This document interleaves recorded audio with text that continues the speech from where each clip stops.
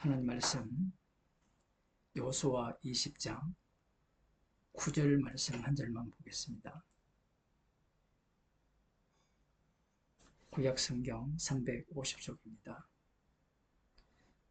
이는 곧 이스라엘 모든 자손과 그들 중에 우거하는 객을 위하여 선정한 성읍들로서 누구든지 부지 중 살인한 자로 그리로 도망하여 피해 보수자의 손에 죽지 않게 하기 위함이며 그는 회중 앞에 설 때까지 거기 있을 것이니라.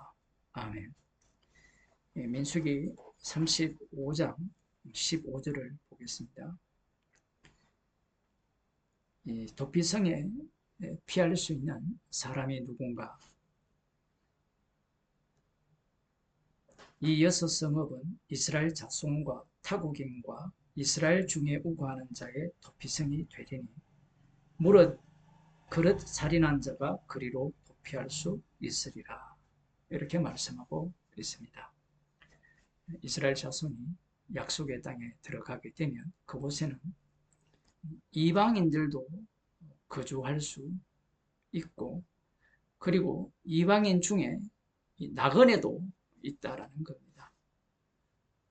잠시 머물다가 가는 객이 있는데 그들이 고의적으로 사람을 죽이지 않고 우발적으로 살해하는 경우가 일어나면 그들도 도피성으로 피할 수 있다고 말씀하고 있습니다. 말씀을 이렇게 읽으면 뭐 그러면 되지라고 생각할지 모르지만 이스라엘 백성들 입장에서는 예를 들어 이방 나라 사람들이 자신들이 좋아하지 않는 사람들이라고 생각하면 그들 중 누가 와서 내가 사랑하는 아들을 죽게 했다. 그러면 어떻게 하겠습니까? 가만히 있겠습니까? 뭐 이스라엘 그 백성 중에서도 그런 일이 일어난다면 참을 가능성은 아주 낮지요. 그래서 성경을 보면 도피성은 여호수아로 끝납니다. 사사기 이후에 왕정 시대로 넘어가면 도피성 제도가 사라져버렸죠. 가만히 생각하면 당연한 일이 아니겠어요. 하나님이 직접 그 사람을 통하여서 심판하신다라고 말씀을 하셔도 인간은 결코 하나님이 그 사람을 심판하셨다 이렇게 생각하지 않습니다. 그 사람이 부조에 의해서 나의 형제나 나의 자녀나 내 이웃을 죽였다라고 생각을 하겠죠. 죽었으면 좋겠다라고 생각한다면 잘 죽었다라고 할지 모르겠지만 그런 관계가 아닌 이상 반드시 복수하게 되어 있습니다. 오늘 우리가 조금 주목해서 보고자 하는 바는 하나님께서 이스라엘 자손을 심판을 하실 때 이 이스라엘 자손들을 통해서 달리 말하면 하나님의 아들을 통하여서 심판하시는 것에 대해서는 어느 정도 수긍할 수 있을지 모릅니다만 이스라엘 중에 우거하는 타국인들 그런 자들이 우발적으로 사람을 죽였을 경우에는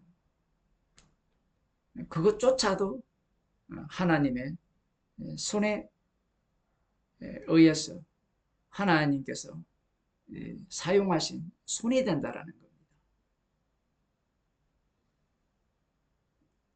놀랍게도 이러한 자도 도피성으로 피할 수 있습니다.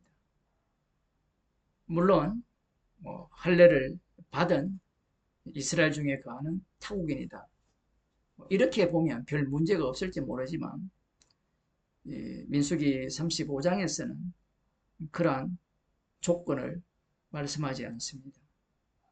타국인과 이스라엘 중에 우거하는 자, 잠시 머무는 자, 이런 자들조차도 도피성에 피할 수 있는 그러한 어떤 자격을 주시는 거예요.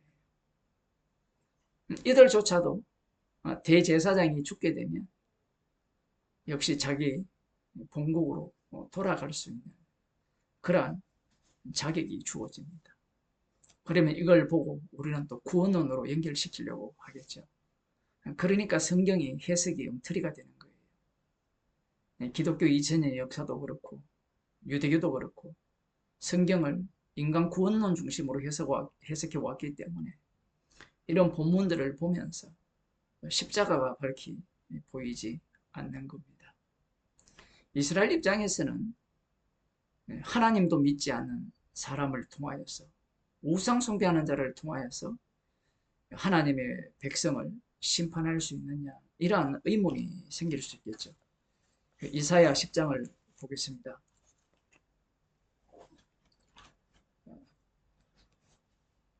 이스라엘 자손이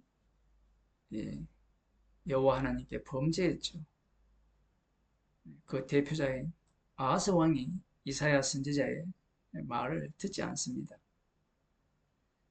그 이후에 여호와께서 이사야 선지자를 통하여서 심판을 말씀을 하시는데 10장 1절부터 4절까지 보게 되면 불의한 법령을 발표하며 불의한 말을 기록하며 빈핍한 자를 불공평하게 판결하여 내 백성의 가련한 자의 권리를 박탈하며 과부에게 토색하고 과하의 것을 약탈하는 자는 화 있을진저 너희에게 벌하시는 날에와 멀리서 오는 환난 때에 너희가 어떻게 하려느냐 누구에게로 도망하여 도움을 구하겠느냐 너희 영화를 어느 곳에 두려느냐 포로된 자의 아래에 굽으리며 죽임을 당한 자의 아래로 엎드러질 따름이니라. 포로로 잡혀가고 죽음 속으로 처박힌다라는 그런 예언을 하고 계십니다. 그럴지라도 여호와의 노가 쉬지 아니하며 그 손이 여전히 펴지리라. 1차적으로는 아수르에 의해서 여호와 하나님의 말씀에 불순종하는 과부를 돌아보지 않고 오히려 과부에게 토색하는 고아의 것을 약탈하는 가장 약한 자, 여호와께서 보호자시거든요. 그러한 자들을 토색하고 약탈하는 이스라엘에 대한 하나님의 심판을 말씀합니다. 북이스라엘 심판과 남유다도 심판을 하는데 이 5절에 보게 되면 화 있을진저 아수르 사람이여 그는 나의 진노의 막대기요 그 손의 몽둥이는 나의 분한이라. 이런 말씀을 보면 상당히 신앙이 좋은 사람들 입장에서는 마음에 들지 않아요. 무슨 말이냐면 이렇게 예를 한번 들어봅시다. 김정은이가 이 몽둥이입니다. 김정은이 북한이 그 독재 국가가 하나님이 사용하는 몽둥이라 칩시다. 아수르가 그렇거든요. 그러면 대한민국에 살고 있는 목사나 교인들이 뭐라고 하겠습니까? 그런 설교를 한 목사를 사입이나 뭐 이단이나 가짜라겠죠. 이사야 선지자가 그 이야기를 해요. 아수르는 우상 숭배자들이거든요. 여호와 하나님을 두려워하지 않습니다. 그런데 하나님께서는 이 아수르를 하나님이 쓰시는 몽둥이, 하나님께서 분을 내시는 하나의 도구로 사용하신다는 겁니다. 상당히 놀랍죠. 우리들 생각에는 하나님의 심판은 공의롭기 때문에 공의로운 만큼 그 심판에 합당한 심판자가 심판을 해야 된다고 생각을 합니다. 인간들은. 그게 인간들이 선악과를 먹은 이후에 잘못된 생각을 갖고 있는 사고방식입니다. 하나님은 그렇게 일을 안 해요. 그런 하나님이 우상이에요. 그런 하나님이 철학자들이 만들어낸 신이고 인간들이 성경을 통해서 새롭게 조작한 신이죠. 그걸 우상이라는 겁니다. 그런데 이스라엘의 하나님은 놀랍게도 여호와 하나님의 율법도 없고 여호와 하나님을 두려워하지 않는 아수르를 통하여서 이스라엘을 심판하신다라는 겁니다. 이 도피성에 피하는 이 이방인과 거의 똑같죠. 내가 그를 보내어 한 나라를 치게 하며 내가 그에게 명하여 나의 노한 백성을 쳐서 탈취하며 노력하게 하며 또 그들을 가로상의 진흙같이 짓밟게 하려 하거늘. 무슨 말씀이냐면 이 아수르를 통하여서 이 악한 나라에 대한 심판을 하시겠다라는 겁니다. 뭐 예를 들면 이 푸틴을 통하여서 우크라이나를 심판하는 거예요. 그것도 다 하나님의 심판 속에 들어가 있습니다. 이렇게 말하면 또 화낼 사람들이 한둘이가 아니죠. 그러니까 그런 사람들은 십자가를 믿지도 못하고 자랑도 안 해요. 하나님이, 주님이 온 세상을 불살라버린다 그러면 거기에 대해서는 동의합니까? 예수님이 재림하시게 되면 온 세상을 불살라버리고 온 우주를 불살라버리는데 온 우주를 연구하는 과학자들이 얼마나 분노하겠습니까? 그의 뜻은 이같지 아니하며 심판의 도구로 사용하고자 하는데 이 아수르는 하나님의 뜻과 다르게 행동을 해요. 예를 들면 그런 거죠. 푸틴을 통하여서 우크라이나를 치려고 하는데 푸틴이 다른 마음을 품고 있죠. 내가 최고다. 이번에 그 뭐 시진핑하고 대화할 때 나왔잖아요. 장기 이식하면 되잖아요. 한 1000살까지 살았으면 좋겠어요. 그게 주님의 뜻이면 그렇게 되는 겁니다. 그의 뜻은 이같지 아니하며 그 마음의 생각도 이같지 아니하고 오직 그 마음의 허다한 나라를 파괴하며 멸절하려 하여. 희한하죠. 하나님께서 그들을 심판하게 하려면 그 나라를 파괴해야 되잖아요.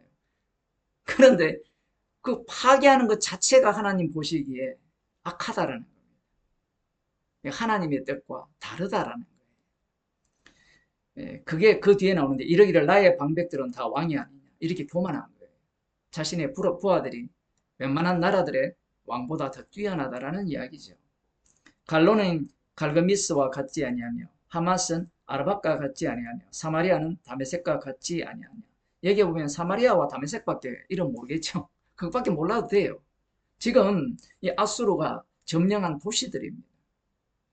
그러니 이미 점령한 도시처럼 이 다른 도시들도 점령하게 될 거고 사마리아 같은 경우에도 다메섹처럼 점령당하게 되고 나중에는 예루살렘도 그렇게 될 것이라는 오만과 교만을 드러내는 거죠.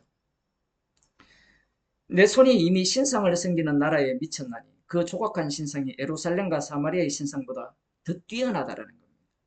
그러니까 예루살렘에 있는 여호와 하나님보다 더 뛰어나다라는 거예요. 한편으로 보면 이들의 말이 맞죠. 왜냐하면 우상을 섬기고 있기 때문에. 우리가 보기에는 우상을 섬겼지만 우상 섬기는 그 나라에 성전이 있고 여호와의 이름이 그곳에 계시죠. 그러니까 이게 이중적이에요. 정당한 것 같은데 정당하지 않는 겁니다. 하나님께서 심판의 도구로 사용하는데 이 아수르 왕의 교만을, 이 오만함을 드러내는 겁니다. 그러니까 이 자신들의 신사, 자신들이 점령한 그 나라들의 신들이 사마리아의 신들보다 훨씬 뛰어나다. 예루살렘에 있는 그 신들보다 훨씬 뛰어나다라는 거예요. 왜 이런 말을 하겠습니까? 남유다가 북이스라엘이 갈라졌잖아요. 그 힘이 다른 나라에 비해서 세지 않았어요. 그러니까 신의 힘은 그 나라의 국력과 맞물려 있습니다.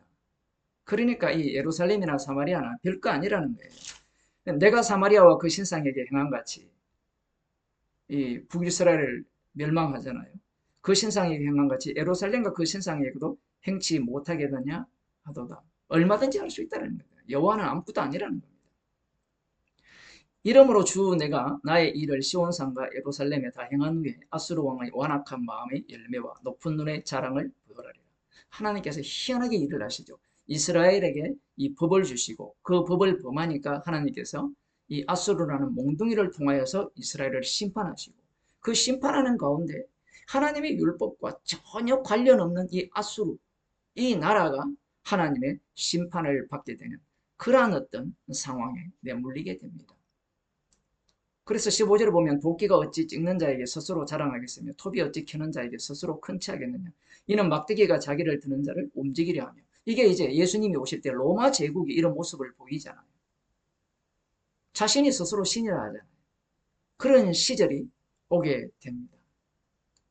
이러한 것에 대해서 하나님께서 심판을 하시게 되고 그 심판을 하게 되면 이제 20절을 보겠습니다. 그날에 이스라엘의 남은 자와 야곱 족속의 피난한 자들이 다시는 자기를 친 자를 의롭지 아니하고 이스라엘의 거룩하신 자 여호와를 진실이 의뢰하리라. 이 굉장히 중요한 말씀입니다. 하나님께서 아수르를 몽둥이로 사용하여서 이 예루살렘을 심판하는 이유가 뭐냐면 이 예루살렘의 왕 아하스 왕이 무엇을 신뢰하고 있습니까? 히스기야 왕도 마찬가지죠. 아수르를 신뢰하고 있거든요. 군사력을 신뢰하고 있기 때문에 군사력을 신뢰하는 그들에게 막강한 군사력, 신뢰하는 그들을 통하여서 심판을 내버립니다. 그 심판한 이후에 이 이스라엘 남은 자가 돌아오게 되는데 이 남은 자가 이제는 다시는 뭘 의뢰하지 않느냐면 힘을 의뢰하지 않는다라는 거예요. 이 남은 자가 십자가의 피로 구속받은 자예요. 예수님을 보세요. 예수님이 아수르나 그 당시 로마 제국의 어떤 그러한 강력한 힘을 소유하여서 그러한 권능을 행하여서 하늘 군대를 동원하여서 심판했습니다. 그렇게 승리하셨습니까? 아니죠. 십자가로 승리를 했어요.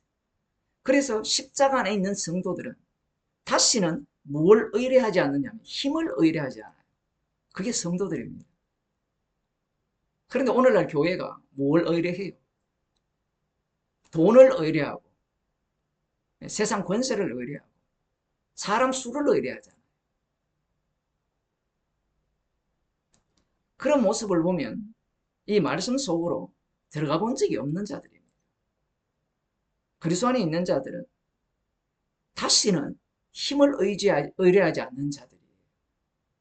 십자가의 피만을 의뢰하고 자랑하는 자들입니다. 기도하겠습니다.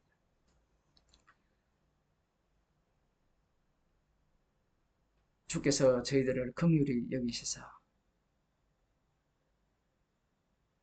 이 세상 권세 속에 살게 하지만 십자가로 승리하신 그리스도 안에 거하게 하셔서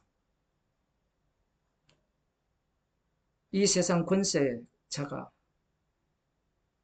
주고자 하는 그러한 힘을 의뢰하는 자들이 아니라 십자가의 피만을 의뢰하는 자로 삼아주심을 감사드립니다. 저희들을 긍휼히 여기사 십자가의 피만 의지하게 하여 주옵소서. 예수님 이름으로 기도드려